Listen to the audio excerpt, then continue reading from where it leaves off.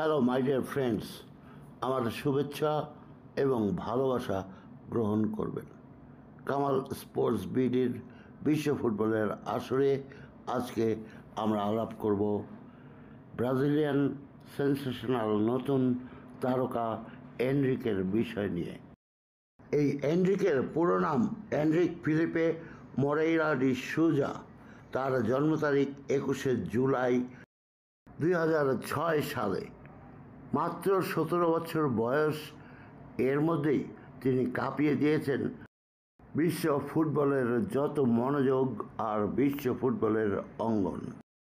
অতীত ঘাটলে দেখা যায় ব্রাজিলিয়ান এই ফুটবলার আলোচনায় এসেছিলেন 2022 সালের ডিসেম্বরে, যখন স্প্যানিশ ক্লাব রিয়াল মাদ্রিদ ঘোষণা দিয়েছিল যে তার বয়স 18 হওয়ার পর লা লিগার নীতি অনুযায়ী রিয়াল মাদ্রিদ দলে ফেরাবে এই বিস্ময় বালককে। ব্রাজিলের হয়ে অভিষেক ম্যাচেও নিজের জাত চিনিয়েছেন এনরিক। ইংল্যান্ডের বিপক্ষে ওয়েম্বলিতে অভিষেক ম্যাচে দুর্দান্ত এক গোল করে আলোচনার জন্ম দেয় এই তরুণ তারকা। তার কয়েকদিন পরেই স্পেনের বিপক্ষে নজরকাড়া গোল দিয়ে তাক লাগান বিশ্ববাসীর। আর একই সাথে রিয়াল মাদ্রিদের মাঠ সান্টিয়াগো বার্নেবুতে তার অভিষেক স্মরণীয় করে রাখেন ওই গোলটির মাধ্যমে। আর গোল দিয়েই তিনি ছুটে যান গ্যালারিতে। সেখানে অপেক্ষা করছিল তার বান্ধবী গ্যাব্রিয়েলি মিরান্ডা। তিনিও খেলা দেখতে এসেছিলেন এবং দুজনকে চুম্বনে ভরিয়ে দেন। সেদিন গ্যালারির সকলে অবাক হয়ে দেখেছিল সেই তরুণ তুর্কিদের ভালোবাসা। শুধু মাঠেই নয়, মাঠের বাইরেও বেশ ভালো সময় পার করছেন এই 17 বছর বয়স্ক ব্রাজিলিয়ান তারকা এনরিক। প্রেম করছেন 21 বছর বয়সী, অর্থাৎ তার থেকে প্রায় 4 বছরের বড় মডেল গ্যাব্রিয়েলি মিরান্ডার সঙ্গে। এই প্রেমে তারা অবশ্য কিছু নিয়ম মেনে চলেন। তাদের একটি চুক্তি রয়েছে। হয়তোবা চমকে গেলেন চুক্তিটির কথা শুনে, ভাবছেন এটি কি ভুয়ো খবর? না, ভুয়া খবর না। সম্প্রতি পড ডেলাস নামে এক পডকাস্টে চুক্তির বিস্তারিত জানিয়েছেন এনরিক নিজেই। চুক্তির ধারাগুলি বেশ কঠিন। চুক্তির একটি ধারা রয়েছে, যে কোনো পরিস্থিতিতে একে অপরকে আমি তোমাকে ভালোবাসি বলতে হবে। কঠোর নিয়ম, কোনো সন্দেহ নেই।